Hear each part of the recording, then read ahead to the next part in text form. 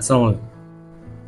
আমি আসলে Facebook scroll করতে করতে আজকে কতগুলো বিষয় দেখে একদম বিরক্ত হয়ে গেছি। তার মাঝে হচ্ছে যে আমাদের বাইতুল মুকাররম মসজিদে যে ঘটনাটা ঘটলো সেটা দেখে আমার কাছে আ আমি আসলে মানে আশ্চর্য হয় নাই বা বিচলিত হয় নাই। কেন বিচলিত হয় নাই?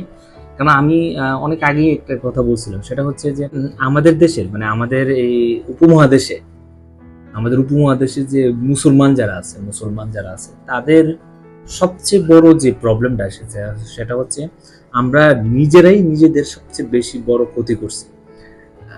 বিশেষ করে যদি বাংলাদেশের কথা বলেন, বাংলাদেশের মুসলমান যারা আছে তাদের নিজেদের ধর্মের মানে সহজাতি বা নিজেদের ধর্মের সহজাতিদের ক্ষতি তারা নিজেরাই সবচেয়ে বেশি করছে।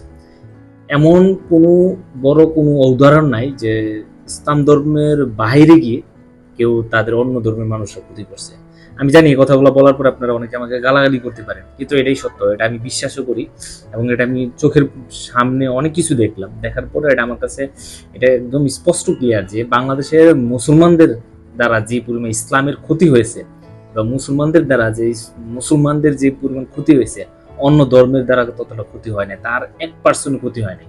যদি উদাহরণস্বরূপ সর্বশেষ উদাহরণ দেই তাহলে হচ্ছে যে আপনার মাজার ভাঙার যে বিষয়টা, মাজার ভাঙা এটা প্রত্যেকটা মানুষের ধর্মীয় বিশ্বাস তার জায়গা থেকে সে যদি ওই ধর্মীয় বিশ্বাস করে যদি সে বেহেস্তে যেতে পারে তো সে যাক, তাতে তো আপনার কোনো সমস্যা নেই।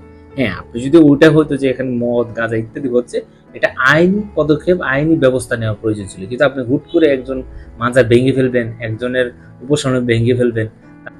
আর সর্বশেষ যে ঘটনাটা আমরা দেখলাম হচ্ছে বাইতুল মুকাররমের মতো একটা জায়গা, বাংলাদেশের কেন্দ্রীয় মসজিদ, সবচেয়ে বড় মসজিদ, সেখানকার মতো একটা জায়গাতে ইমাম এক পক্ষ ইমাম আরেক পক্ষ ইমামরা মারামারি শুরু হয়ে গেছে।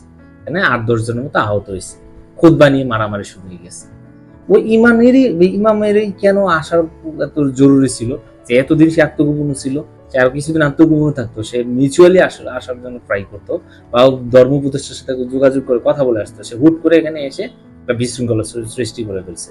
তার উদ্দেশ্য ক্লিয়ার বুঝাই যাচ্ছে যে উদ্দেশ্য ভালো ছিল না।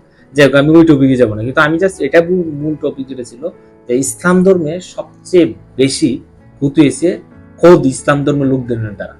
আপনি আমাকে গালি দিতে পারেন, আই ডোন্ট কেয়ার, কিন্তু এটাই সত্য যে আমরা আমাদের নিজেদেরকে বেশি ক্ষতি করছি, যার ফলে আজকে যে ঘটনাটা ঘটলো আমি আমার অন্য স্বজাতি ভাইদের বা অন্য ধর্মের ভাইদেরকে দিয়েছি এই ঘটনাটা, তারা পোস্ট দিয়ে শেয়ার করে লেখছে যে ওরা নিজেরা নিজেরা মিল মহব্বত নেয়, আবার ইসলাম নাকি শান্তির ধর্ম বাণী শোনায়।